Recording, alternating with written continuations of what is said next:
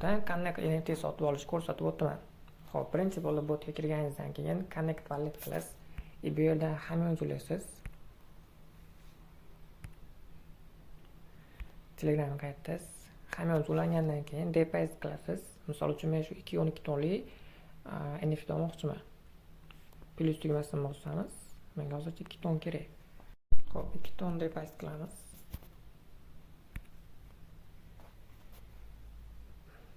Wallet orqali tasdiqlashga ko'rasiz. Yana Telegram qaytamiz. Ozroq kutamiz. O'rtacha 1-2 minutda ton botga kelib tushadi. Xo'p, ton hisobimizga qo'shildi. Endi NFT sotib olamiz. Sotib olish uchun shu ton turgan yozuv ustiga bosib, OK qilsangiz sotib olinadi. Bo'ldi, shu sotib olindi. Endi My Gift tugmasi orqali NFT ko'rsangiz bo'ladi. Xohlasangiz shu yerda o'ziga export sell qilib sotib olsangiz bo'ladi. Xohlasangiz chiqarib olsangiz bo'ladi. Men chiqarib olaman. Chiqarib olish uchun return gift qilasiz. Okay. Komissiya 0.1 ton ekan. Har xil bo'ladi. Ba'zi 0.5, shu 0.1 tondan 0.3 tongacha komissiya bo'ladi. Deposit qilganlarda shu 0.3 ton qo'shib deposit qilishingiz kerak. Gift haymonga chiqarildi. Xo'p, endi ko'ramiz. Gift relay orqali keladi bizga bu. Mana o'sha haymonimizga keldi. Xuddi shunday qilib toneldan NFT sotib olsanglar bo'ladi. Bu NFT'da hozir o'rtacha kamida 20-30 ming atrofida foydaga sotib oldim. Shunaqa birjani tez-tez kuzatib tursanglar, sizlar ham shu foydaga sotib olib, birjani o'zi sotsanglar ham bo'ladi, chiqarib sotsanglar ham bo'ladi. Sotishga keladigan bo'lsak, Telegram marketda sotmoqchi bo'lsanglar, sotish tugmasini bosib, shu yerda o'ziga ton yoki starka sotishingiz bo'ladi. Yoki o'tkazish qilib boshqaga o'tkazib ham sotsanglar bo'ladi. Xo'p, mana hozirgi NFT qanchalik foydaga sotib olindi? Misol uchun 2.12 tonga sotib olgan NFT o'sha flora 3.18 bo'ldi. 2.12 bitta flora turgan sotib oldim. 3.1dan bu yo'g'i sekin chiqaradi. Hozir o'zida oliblar shu marketda o'ziga auksion qo'yib sotib olsam ham kamida 1 yo 1.5 ton foyda qilgan bo'lardim. Lekin menga tashqariga chiqarib sotgan ko'proq foyda beradi.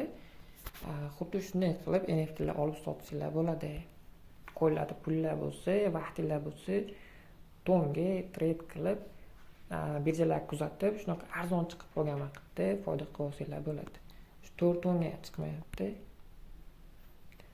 Shu o'zi 5 ton atrofida turadigan narsani hozir 2.1 ga chiqib qoldi. Kuzatib tursanglar, normalniy arzon giftlar chiqib qoladi. Xo'p, misol uchun mana mana shu giftni ancha arzon olganman. Bu NFT'lar 25-30 ton sotiladigan vaqtda atigi 12 tonga sotib olganman. Ton hozir 25 mingdan bo'lyapti. Ton 16 ming so'mlik paytda sotib olganman. Xo'p, sotib olgan vaqtimni ko'radigan bo'lsak, mana aksiyati mana bu yerda 12 ton. 7-may kuni 12 tonga sotib olingan.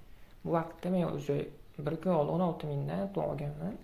Hozirgi holatiga o'sha bu NFT menga kamida shu 200-300 ming atrofida foydada turibdi. Hozirgi narxini ko'radigan bo'lsak, ancha baland.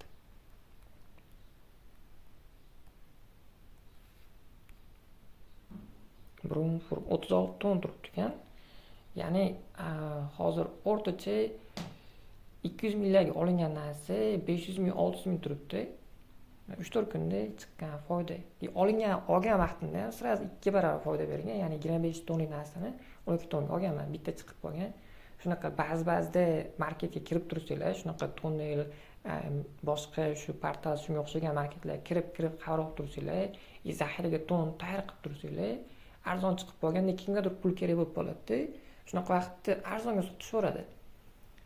Shu vaqtga to'g'ri kelib qolsangiz, sirasi olib turib shu marketda o'ziga auksion qo'yib ham normalniy foyda qilib olsanglar bo'ladi. Xullas, bir kunning o'zida yo'q degan NFT o'zidan 200-300 ming atrofida pulingiz bor. Harakat qilib, ishlab, normalniy pul topsanglar bo'ladi. Chiqarib olganda jicha qiyro sotish, lekin chiqarib olib sotish ko'proq foyda beradi. Marketda o'zida ham sotsanglar bo'ladi. Kuniga 200-300 ming atrofida foyda qilib tursanglar bo'ladi. NFT sotishga keladigan bo'lsak, list for sale qilib umumiy marketga sotib qo'ysa bo'ladi. Misol uchun 30 ton qilib list qilsa bo'ladi.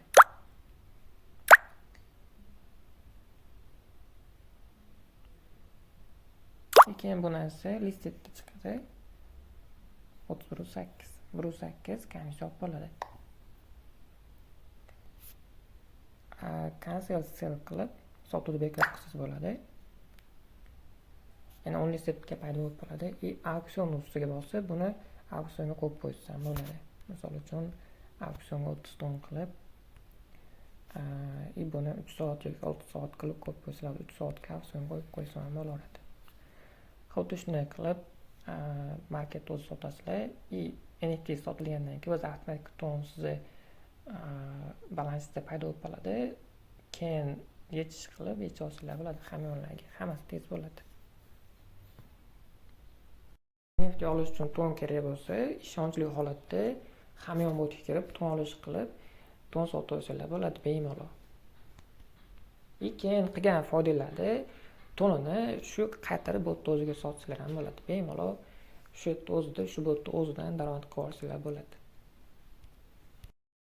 Hamyon bot 100% ishonchli, juda ham tez tashlaydi. Ba'zi adminlar kechikishi mumkin. To'lovlar kanalida ham hamma to'lovlar bor. Kirib, NFTlar bilan ishlab, ton orqali savdo qilinglar.